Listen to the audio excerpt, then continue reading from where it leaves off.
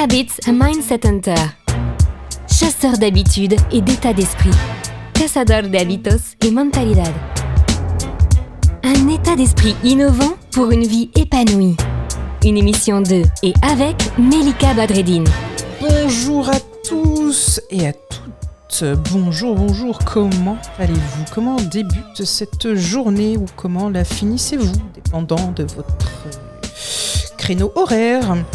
Aujourd'hui, on va parler de l'effet des rituels sur la productivité. On va plonger dans le monde de la productivité et discuter de l'importance des rituels de travail.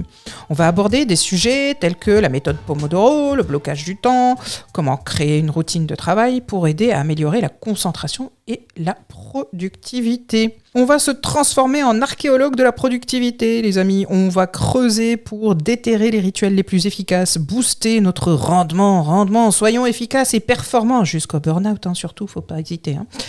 Vous avez probablement entendu parler de la méthode Pomodoro. C'est un peu comme faire du HIIT, mais pour votre cerveau. Vous savez, ces entraînements de haute intensité avec des périodes de repos. Avec la méthode Pomodoro, votre cerveau travaille intensément pendant à peu près 25 minutes et se repose pendant 5 minutes. C'est comme si votre cerveau allait à la salle de sport. Si. Ensuite, nous avons le blocage du temps. Imaginez votre journée comme une étagère vide et chaque tâche est un livre. Le blocage du temps consiste à placer soigneusement chaque livre sur l'étagère de manière à maximiser l'espace. Chaque bloc de temps est dédié à une tâche spécifique, ce qui évite de perdre du temps et de passer d'une tâche à l'autre et de papillonner. Ça vous dit quelque chose? Mais alors pourquoi ces rituels sont-ils si importants pour notre productivité?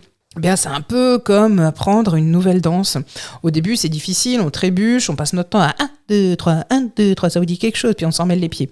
On oublie finalement le pas. Mais avec de la pratique, la danse devient une seconde nature, ça devient fluide. De même, lorsque nous établissons des rituels de travail, notre cerveau apprend à danser au rythme de la productivité. Et oui, alors voilà, chers chasseurs d'habitude, la prochaine fois que vous vous sentirez dépassé par votre liste de tâches, essayez la méthode Pomodoro ou le blocage de temps. Et souvenez-vous, la productivité, c'est comme une danse. Ça demande de la pratique, de la patience et surtout d'une bonne musique. Si tu te sens inspiré, ça y est, c'est le moment où je te tutoie, motivé et prêt à entreprendre des actions concrètes pour réaliser tes objectifs, de te faire confiance, de te connaître évidemment avant tout pour être autonome, je t'invite à écouter les prochains épisodes de Habits and Mindset Hunter, de t'abonner sur la plateforme de ton choix pour être notifié des nouveaux épisodes chaque mercredi midi, de nous donner des petits cœurs et des petites étoiles, nous tous, notre équipe.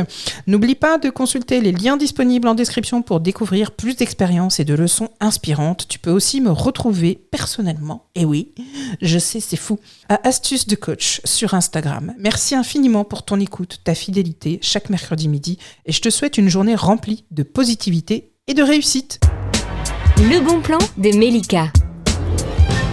Alors, le bon plan, là, je m'adresse à 2 types de personnes différentes. Si vous êtes un petit peu comme moi et qu'en fait, ça vous saoule de passer des heures et des heures à faire quelque chose, si vous arrivez à vous concentrer quand même, mettez une série à côté. Votre cerveau aura l'impression qu'en fait, il regarde une série et qu'il bosse à côté, alors qu'en vrai, vous bossez et puis vous regardez une série à côté. Si vous êtes de l'autre team, la team « j'arrive pas à me concentrer quand il y a de la musique ou une image à côté », dans ce cas-là, faites-vous vraiment des 10 minutes. Faites encore plus court qu'avec le Pomodoro. Faites 10 minutes des sprints. Cette fois-ci, c'est même plus du HIIT. C'est du sprint. Et puis après, faites-vous une série, allez marcher, faites une pause pour que ça puisse vous exercer. C'est un genre de gym du cerveau, les amis. Allez, vous m'en direz des nouvelles.